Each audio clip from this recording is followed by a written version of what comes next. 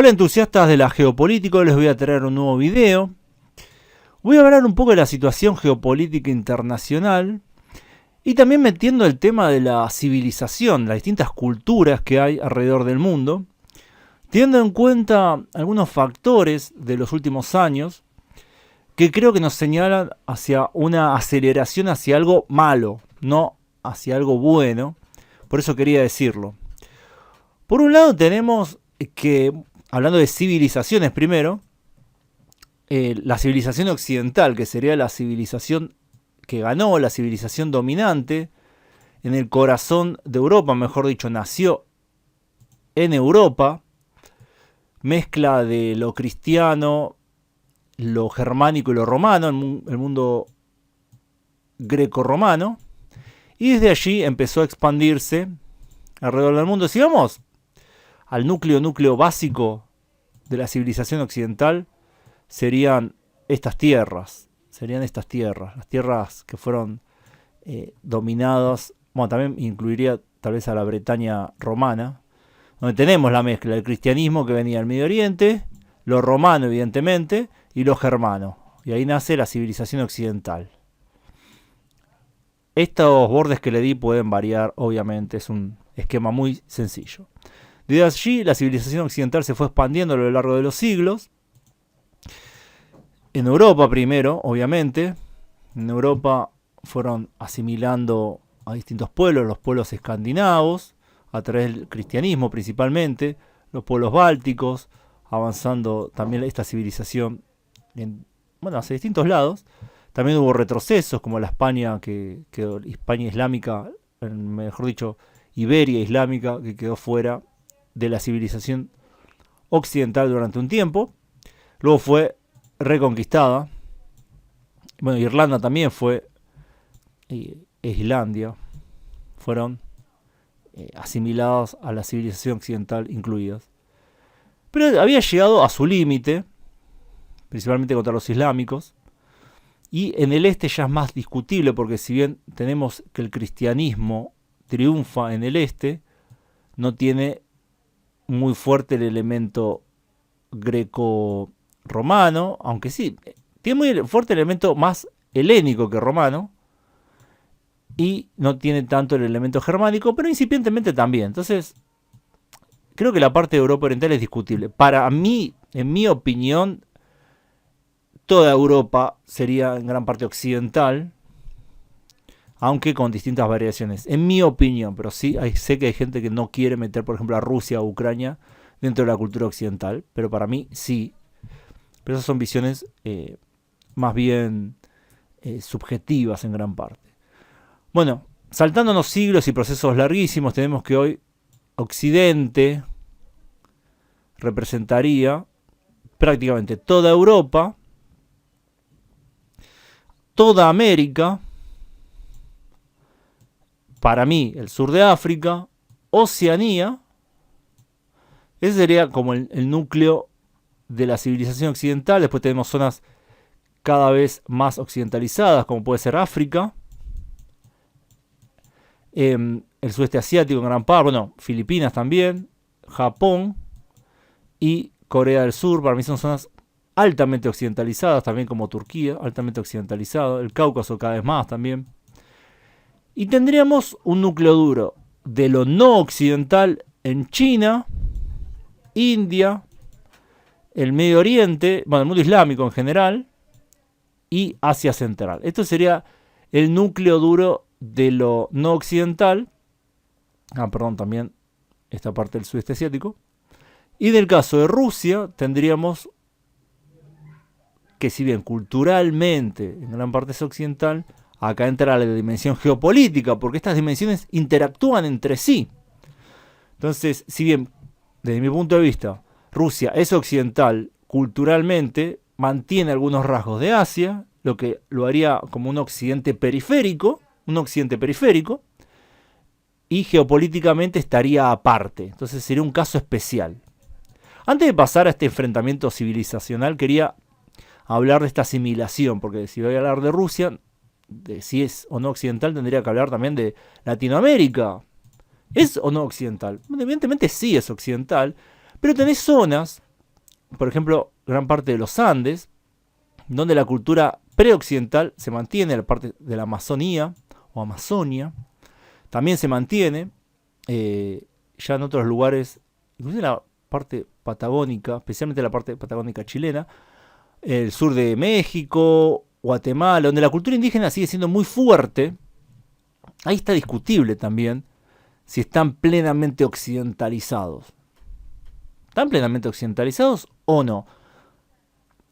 A mi entender no, todavía falta. Inclusive yo diría que algunas zonas del norte de Argentina, desde el Chaco paraguayo, tampoco están plenamente occidentalizados, de Brasil también, ¿no? La selva amazónica brasilera, tampoco están plenamente occidentalizados, pero están en proceso de occidentalización. Esta cultura es muy dinámica y se va adaptando. Creo que las presiones económicas hacen que la gente de estas zonas en general migren hacia otros lugares donde pueden tener una mejor vida, y esto a su vez, al volver esta gente, refuerza un poco esta occidentalización de las zonas andinas menos occidentalizadas. Lo mismo de la parte amazónica, también hay migraciones. Y a su vez, bueno, este movimiento de gente lleva a una creciente occidentalización de estas zonas indígenas, y creo que estamos ya en los últimos momentos de ver una cultura indígena radicalmente distinta al resto de Occidente. Algo similar también uno podría decir en Norteamérica, en la América anglosajona, porque no es solo la América hispánica o portuguesa, en lo que serían las reservaciones indígenas. No sé, hoy en día, ahora no me acuerdo exactamente de dónde están, pero bueno, hay reservas indígenas. ¿Son occidentales o no? Para mí sí. Tal vez alguna bolsón muy pequeño no. Bueno, este proceso se da. En Europa también se dio, no es acá tampoco exclusivo de América. En Europa también teníamos, por ejemplo, el norte de Escandinavia, durante mucho tiempo no fue plenamente occidental.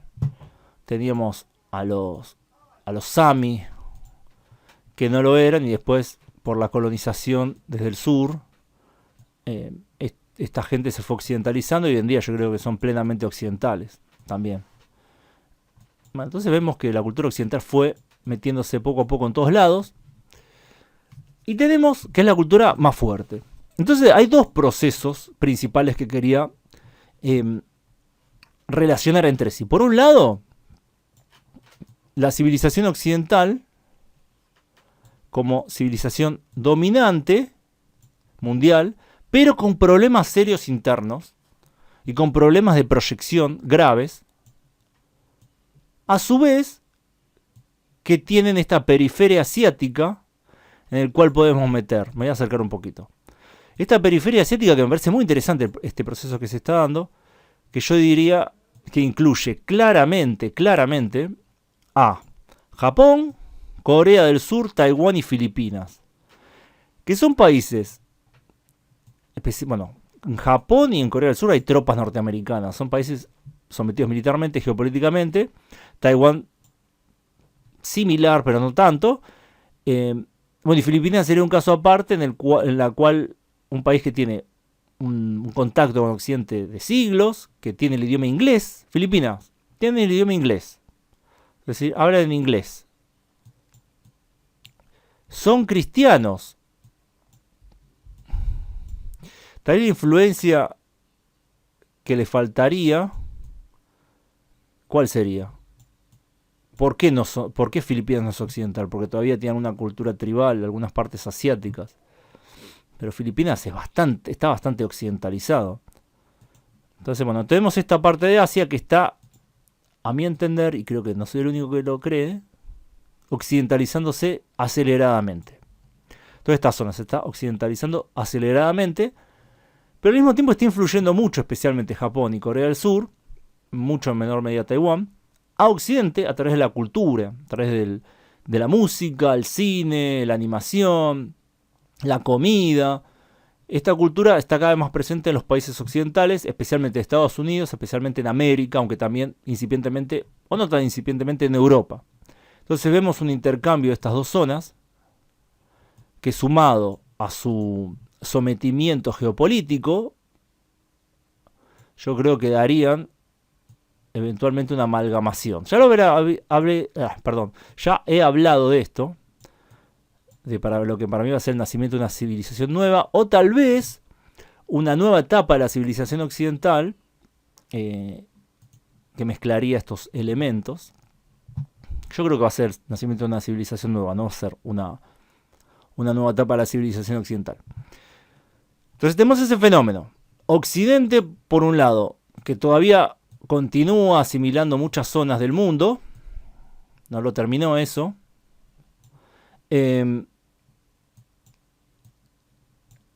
Marqué bastante. Y, bueno, que principalmente para mí la zona más importante que se daría este proceso sería Asia Oriental, ¿no? De todo, no, me importa más Asia Oriental geopolíticamente que los Andes sudamericanos o que el sur de México, por ejemplo. Bueno, tenemos ese proceso. Occidente asimilando lo que le queda, asimilando también esta gran parte de Asia con una población importante, bueno, muy importante, con problemas de proyección geopolítica, una periferia occidental en algunos lugares del mundo, culturalmente estoy hablando acá, culturalmente, ahora sí estoy hablando plenamente de la parte civilizatoria, y a esto hay que sumarle la otra parte, que ya es hablar de las civilizaciones que están aparte, que se sienten acorraladas por Occidente, principalmente la civilización árabe islámica, India, China y Asia Central. Este sería como lo último que queda, porque ninguna cultura africana, creo yo, tiene la suficiente fuerza como para evitar la occidentalización, o la otra opción sería la islamización o arabeización.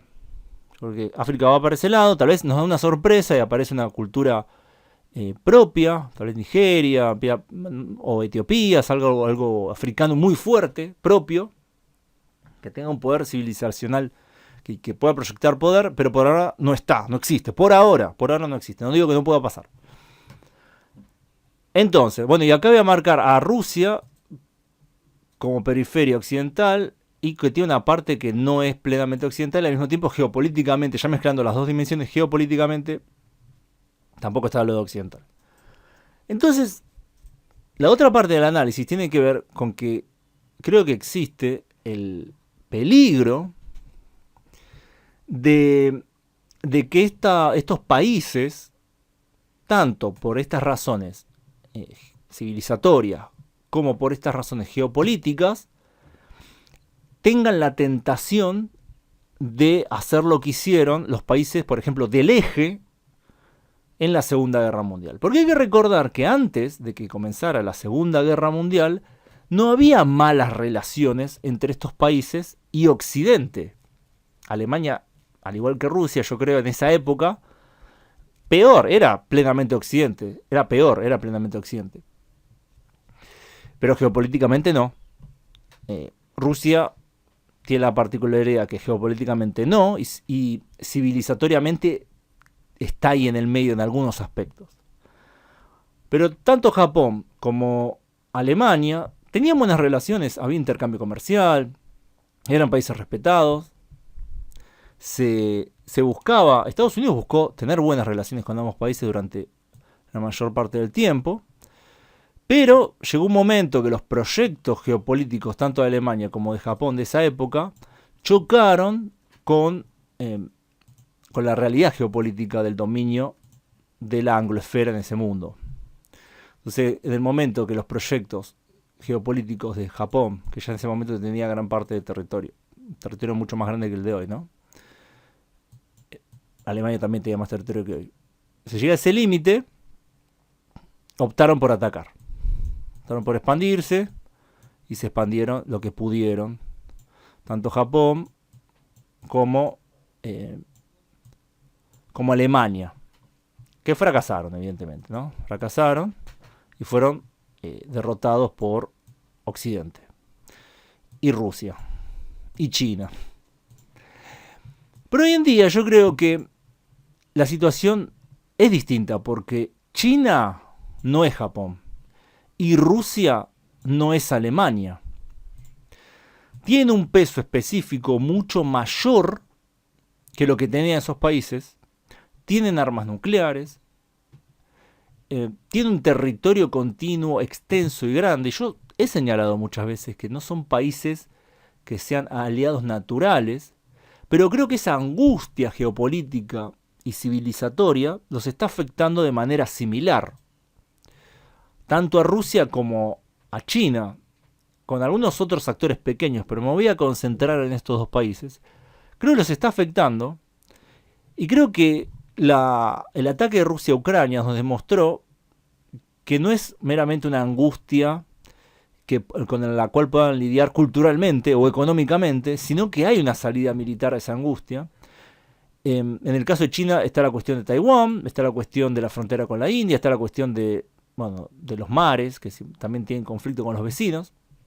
Hay cuestiones ahí graves que podrían dar pie a un conflicto militar mucho más grande.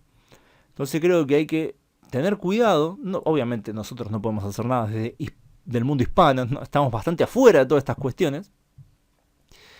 Pero creo que a los que nos interesan estos temas hay que tener abierta la mente para la posibilidad de lo impensable, que es que al verse acorralados por el mundo occidental, tanto geopolíticamente como culturalmente, porque el mundo occidental es muy atractivo culturalmente, es muy atractivo, por eso pudo asimilar muchos pueblos, lo sigue haciendo y lo va a seguir haciendo, y al mismo tiempo que es muy dinámico y militarmente es muy bueno el mundo occidental, la civilización occidental.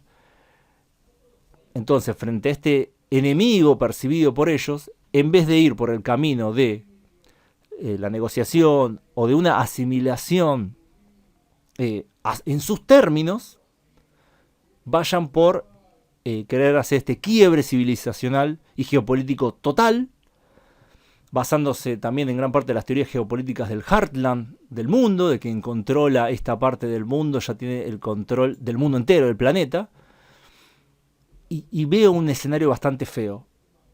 Creo que la posibilidad de que estas angustias se resuelvan por el lado militar están creciendo año a año, a pesar del fracaso de Rusia militar en Ucrania, es decir, el estancamiento horrible que está sufriendo, a pesar de eso. Y creo que hay que ver China, cómo va a tomar su declive demográfico inevitable, que va a ser acompañado de un declive económico. ¿Lo va a tomar bien? ¿Lo va a tomar mal la dirigencia china? ¿Cuál va a ser su estrategia? ¿Tiene una estrategia más allá de sus planes de la ruta de la seda, más allá de sus planes del BRICS y todo eso? Frente a fracasos grandes, ¿puede actuar de una manera irracional? Bueno, creo que está por verse. Creo que existe una posibilidad de que sí. Y ahí hay que tener cuidado con eso. Pero bueno, ese era mi análisis general de la situación civilizatoria y geopolítica. Espero que les haya parecido interesante. Pongan me gusta si les gustó y compartan si creen que vale la pena compartir. Dejo los comentarios abiertos para que hagan cualquier comentario. Señalen si me equivoqué en algo, su opinión al respecto. ¿Quieren agregar algo? Pónganlo ahí. Bueno, gracias a todos y gracias a los Patreon que colaboran con el canal. Tienen acceso a contenido exclusivo. Además de aparecer los agradecimientos de los videos de este canal, mi otro canal, Ultra Argentina. Nos vemos pronto, saludos.